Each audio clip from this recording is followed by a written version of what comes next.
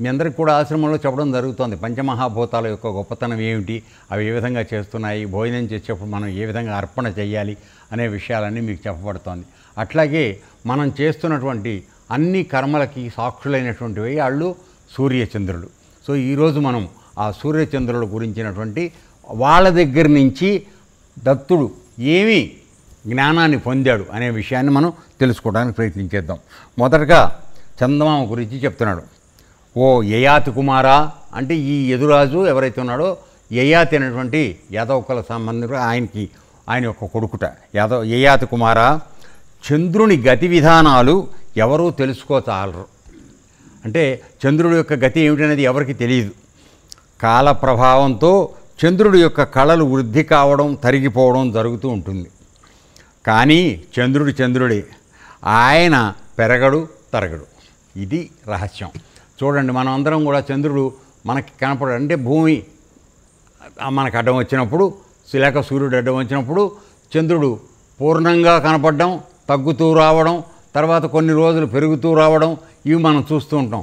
కేవలం గ్రహాల యొక్క పరిభ్రమణంలో జరుగుతున్నటువంటి మార్పులు తప్ప చంద్రుడు మాత్రం ఏ విధమైన మార్పు లేకుండానే ఉన్నాడు. ఇది మనం తెలుసుకోలేం. మనం మామూలుగా మార్పుతో కనపడని చంద్రుని చూసి చంద్రుడికి షోడశ కళలు ఉన్నాయి, 16 కళలు అని చెప్పి మనం లెక్క వేసుకుని మాట్లాడుతూ ఉంటాం.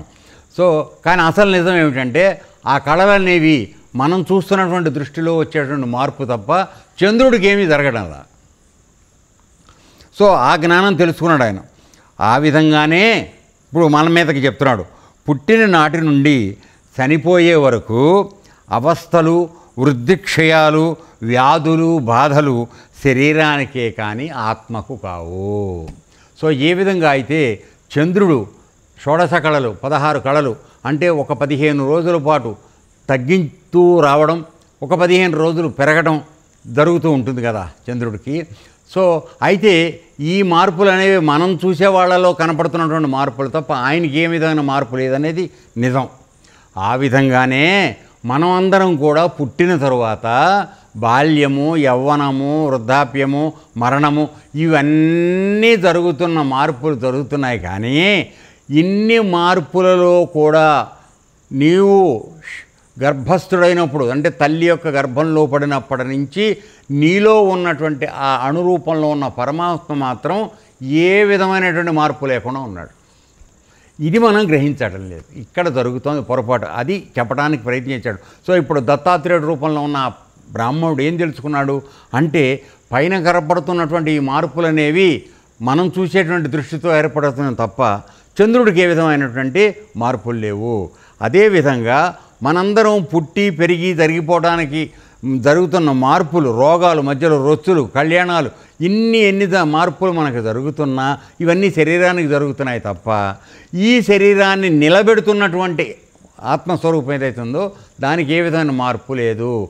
ఏ విధంగా అయితే చంద్రుడు ఏ మార్పు లేకుండా ఉన్నాడో మనలో ఉన్నటువంటి పరమాత్మ కూడా ఆ విధంగానే ఏ మార్పు లేకుండా ఉన్నాడనే విషయాన్ని నేను గ్రహించానని చెప్తున్నాడు. అర్థమైంది నాన్న?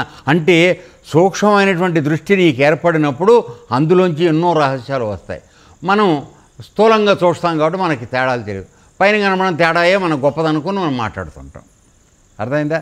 సో తర్వాత అగ్నిశిఖలు, జ్యోతికాంతులు, ఉల్కాపాతములు, వెలుగులు క్షణక్షణం ఉద్భవిస్తాయి. సో ఇప్పుడు మనం అందరం చూస్తూ ఉంటాం ఆకాశంలో రకరకాలుగా మధ్యలో మెరుపులు వస్తాయి, ఉరుములు వస్తాయి కదా. తర్వాత ఉల్కలు రాలి పడిపోతూ ఉంటాయి. మన ఆకాశంలోకి చూస్తే ఉల్కలు రాలి పడిపోతూ ఉంటాయి. ఇవన్నీ ఏమిటి? రెండిటి నక్షత్రాల మధ్య కానీ గ్రహాల మధ్య కానీ రాపిడి జరిగినప్పుడు అందులోంచి ఉత్పన్నమైనటువంటి అగ్నిశిఖలు ఆ ఉల్కాపాతాలు అనేవి అవి రాలి పడిపోతాయి. భూమి మీదకి వచ్చేదాకా వెలుతురులు ఉండవు, అవి మధ్యలోనే తగ్గిపోతుంటాయి. ఏ విధంగా మనం దీవాళికి టపాకాయలు కాలుస్తాం, అది ఆకాశంలోకి వెళ్ళి వెళ్తూ కిందకు వచ్చేప్పటికి ఆరిపోతుంది. సో ఆ విధంగా ఇవి ఎన్నో జరుగుతూ ఉంటాయి. క్షణక్షణం ఉద్భవిస్తాయి, కొద్దిసేపట్లో అంతరిస్తాయి. ఈ క్రమం నిరంతరం జరుగుతూనే ఉంటుంది, ఎప్పుడు జరుగుతూనే ఉంటాయి. కొన్ని మనకు కనపడతాయి, కొన్ని మనకు కనపడవు. కానీ జరగడం మాత్రం ఎప్పుడు జరుగుతుంది. కానీ అవి అందరికీ కనిపించవు. అదేవిధంగా జలప్రవాహం వలె అతివేగంగా కాలం ద్వారా ప్రాణికోటి శరీరాలు జనిస్తూ ఉంటాయి.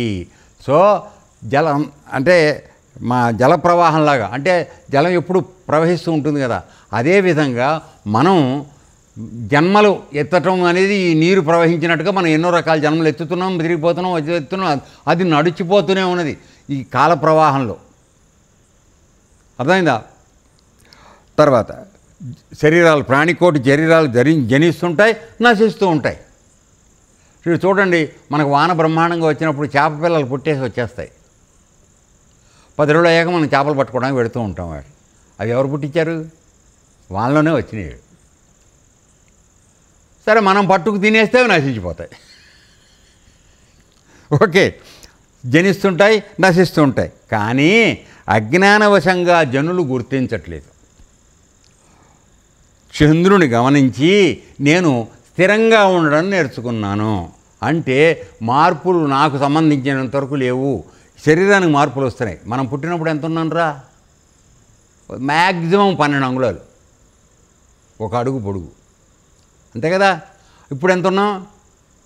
సరే, సుమారుగా 6 అడుగులు, లేదు 5 అడుగుల నుంచి 6 అడుగుల మధ్యలో పెరిగాం. అంటే ఇంత పెరుగుకుంటూ వచ్చాం శరీరం. ఇది అయిపోయిన తర్వాత ఏమవుతుంది? వంగిపోవడం నెమ్మదిగా స్టార్ట్ అవుతుంది. వృద్ధాప్యం వచ్చేప్పుడు తర్వాత డైరెక్ట్గా కాష్టానికి వెళ్ళిపోతాం. ఈ శరీరం కనపడకుండా అయిపోతుంది.